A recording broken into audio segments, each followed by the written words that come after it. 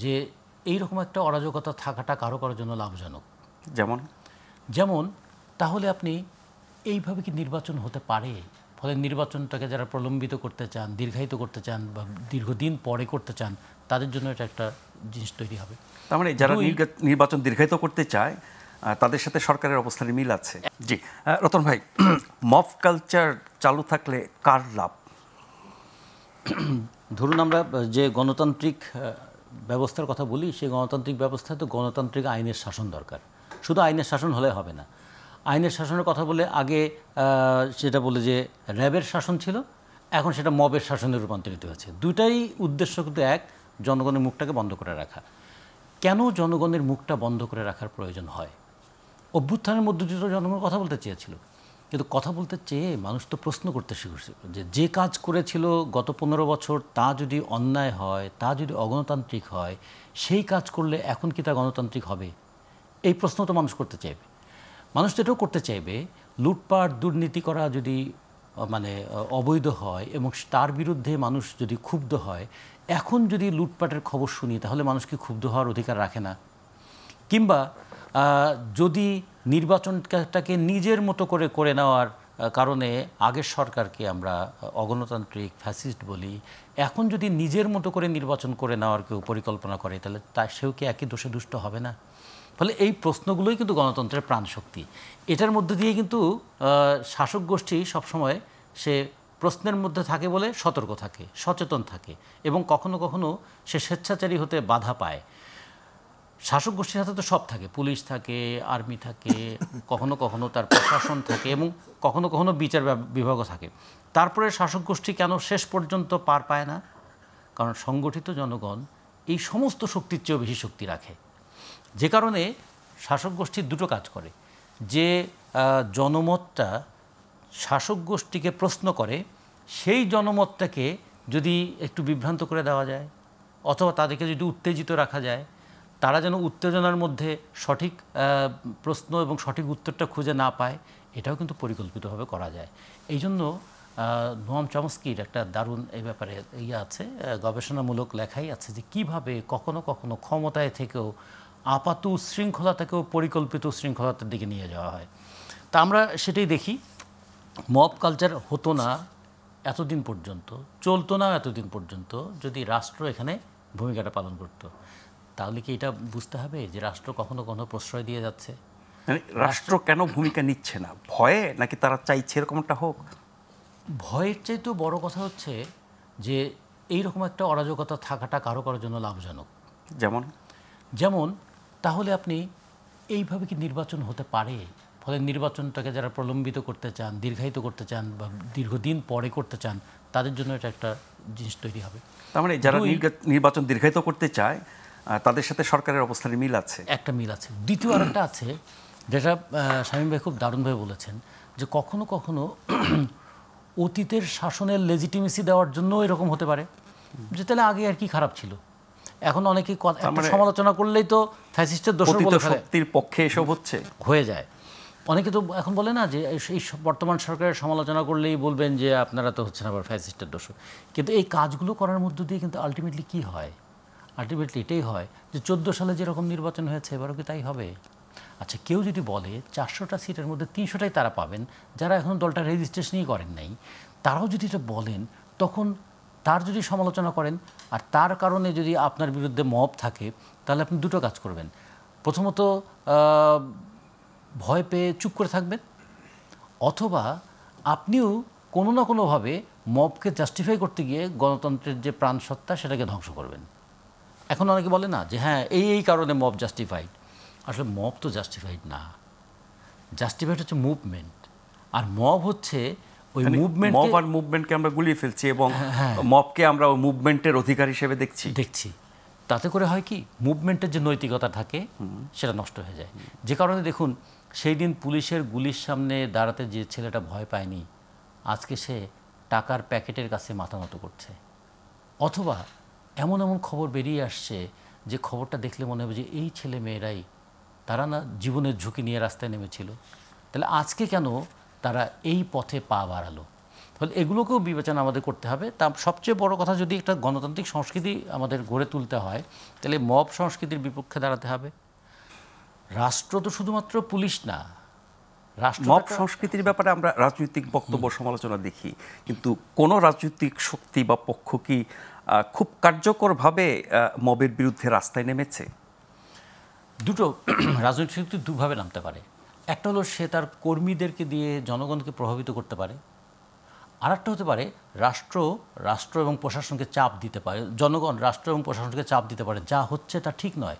বিশেষ করে গতকাল যে ঘটনাটা ঘটলো, 14, 18, 24-এর নির্বাচনকে আমরা অগণতান্ত্রিক নির্বাচনের একটা বিষয় বলেছি, এবং এই নির্বাচনের মধ্য দিয়ে একটা রাষ্ট্র কিভাবে একটা দলকে ফ্যাসিস্ট হয়ে উঠতে সহযোগিতা করে তা আমরা দেখেছি রাষ্ট্রীয় পৃষ্ঠপোষকতায়। তাহলে সেই নির্বাচন যারা করেছিলেন তাদের তো বিচার হওয়া উচিত, কিন্তু বিচার হওয়ার নামে এই কাজ করলে তাদের প্রতি তো সিম্পেথি তৈরি হয়। এখন কি হবে? এখন হবে ভবিষ্যতে যারা নির্বাচন কমিশনার হবে তাদের একটা সিগন্যাল হয়ে গেল যে তুমি যদি আমার মতো না চলো তোমাকেও কিন্তু এরকম পরিণতি ভোগ করতে হতে পারে। বা অনেকে বলেন যে এই ঘটনা দেখে হয়তো এখন বা ভবিষ্যতের নির্বাচন কমিশনাররা ওরকম ভূমিকা নেবেন না। এটা হতে সাধারণভাবে ভয়ের এরকম একটা চিত্র তৈরি হয়ে গেছে এখানে। আরেকটা কাজ যেখানে দরকার ছিল যে নির্বাচন কমিশনের আসলে কি করার কথা ছিল। নির্বাচন কমিশনের হাতে কি এমন ক্ষমতা থাকে যে তিনি সব পাল্টে দিতে পারবেন? তিনি বলতে পারতেন যে আমাকে যে ধরনের সহযোগিতা রাষ্ট্রের অর্গানগুলোর করার কথা ছিল তা করেনি, যে ধরনের তথ্য আমার দেওয়ার কথা ছিল তা দেয়নি, আমিও একটা ভুল তথ্যের শিকার হয়েছি, ফলে সে একটা নিজেকে কনফেন্স করে বলতে পারে যে আমি একটা ভুল তথ্যের শিকার হয়েছি। অথবা সে যদি একটা খারাপ নির্বাচনকে যুক্তিসঙ্গত করে থাকে তাহলে তার কারণে তিনি যে শপথভঙ্গ করেছিলেন একটা সুষ্ঠু গ্রহণযোগ্য নির্বাচনের, সেই শপথভঙ্গের অভিযোগে তিনি অভিযুক্ত হবেন। মানে প্রশাসনের নির্বাচন করেছেন, এটা কি আইনের দৃষ্টিতে বড় অপরাধ নাকি এই যে শপথভঙ্গটা বড় অপরাধ? শপথভঙ্গটা বড় অপরাধ, কারণ শপথটাই ছিল তিনি কোনো দিকে পক্ষপাতিত্ব করবেন না, ফলে এইটাই তার অপরাধ হয়ে গেল। কারণ এইটার কারণেই কিন্তু প্রহসনের নির্বাচন বলি কিংবা অন্য সমস্ত কিছু আসতে পারত।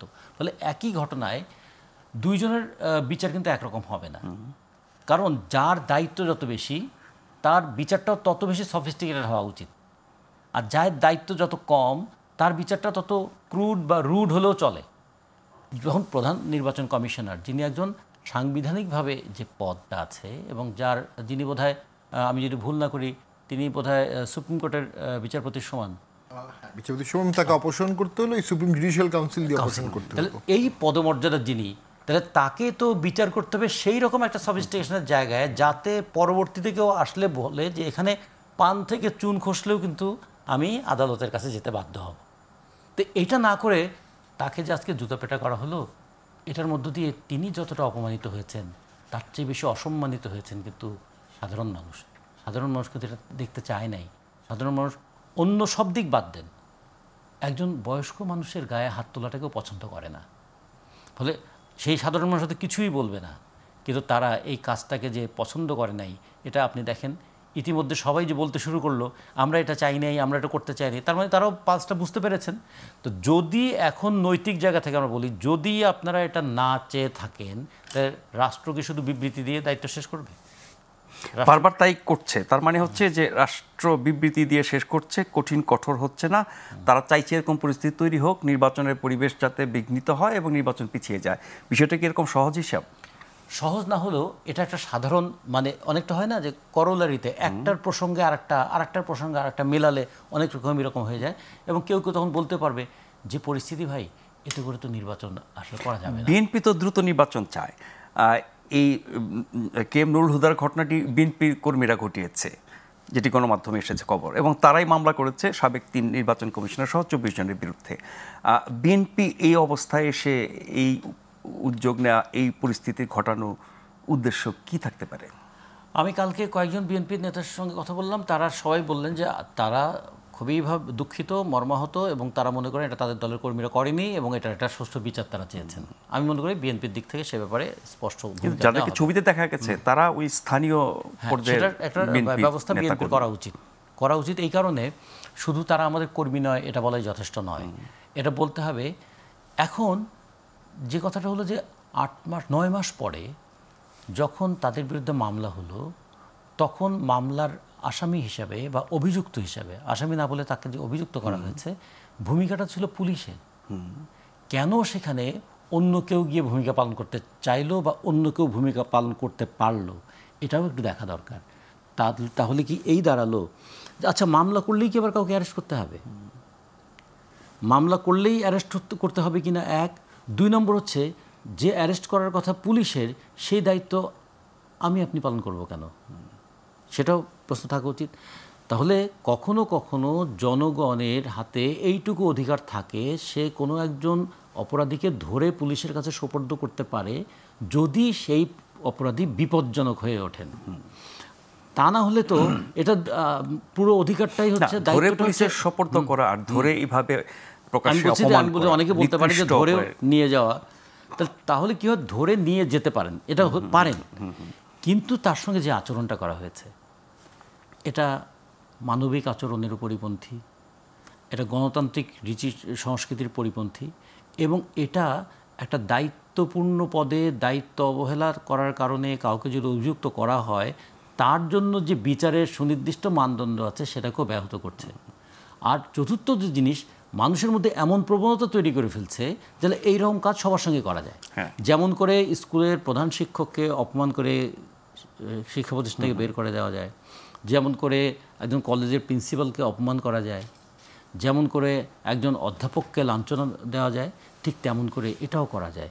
এগুলোর পরিণতিটা কি হবে? এগুলোর পরিণতি হচ্ছে যে শুধু একটা মব সংস্কৃতি থাকবে না, এটা শেষ পর্যন্ত একটা টোটাল অ্যানার্কি তৈরি করে ফেলবে, যে যেখানে মব থেকে এটা মগের মূল্যকে রূপান্তরিত হয়ে যাবে।